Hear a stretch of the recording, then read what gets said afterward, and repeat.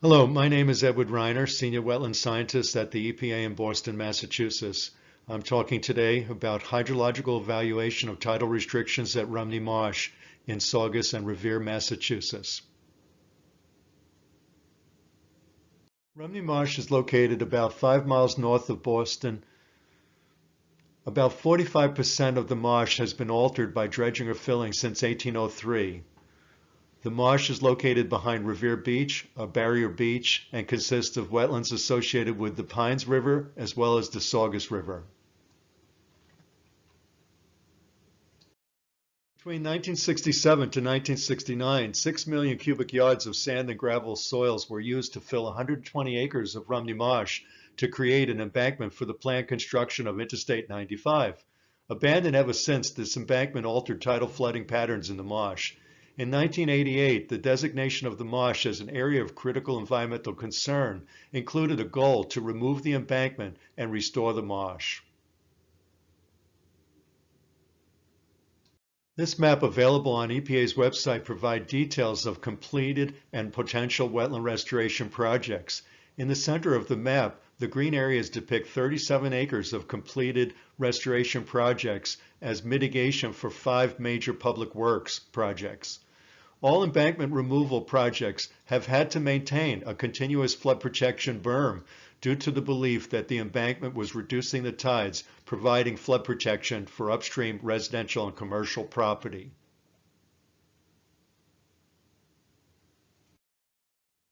Completed around 2012, the reconstruction of 3 bridges on Route 107 increased tidal flow on purpose to help control invasive species, reduce erosion, and improve recreational navigation. 2 of the 3 bridges on Route 107 were tripled in terms of their length, increasing flow capacity by more than 50% according to the permit documents.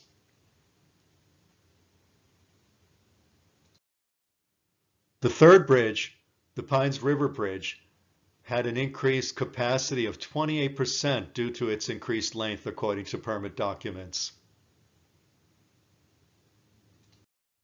The purpose of our study was to determine whether breaching the embankment to restore the former cutoff drainage patterns would adversely affect tidal flooding of low-lying property. We installed pressure transducers at 7 locations throughout the estuary for 142 days, collecting data at 6-minute intervals. We chose the locations for the 7 pressure transducers to be on either side of each of the restrictions in the marsh, the railroad, Route 107, the I-95 embankment, as well as at Ballard Street where there's an undersized culvert with a makeshift tide gate along the Saugus River. This is a graph showing peak daily water level by body of water over a 4-week period, which was typical of the results that we observed throughout the 142-day study.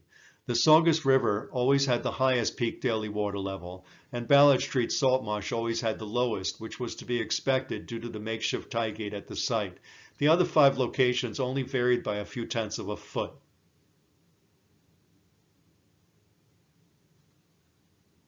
We used an app created with Click to calculate the max, mean high water, and mean high water levels that are depicted here.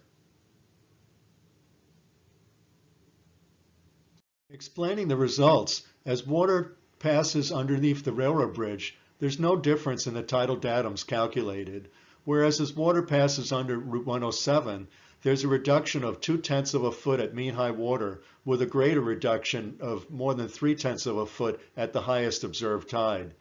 At the I-95 embankment, the reduction observed is really a carryover effect from Route 107, and you can see that the highest water levels have a less restrictive effect than lower water levels.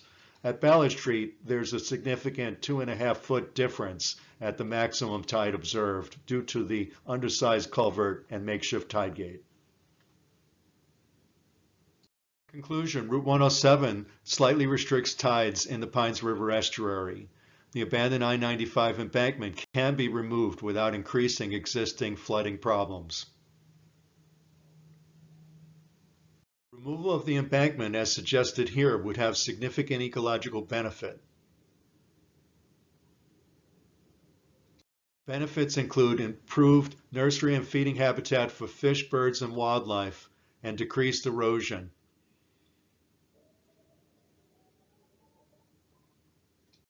Thank you.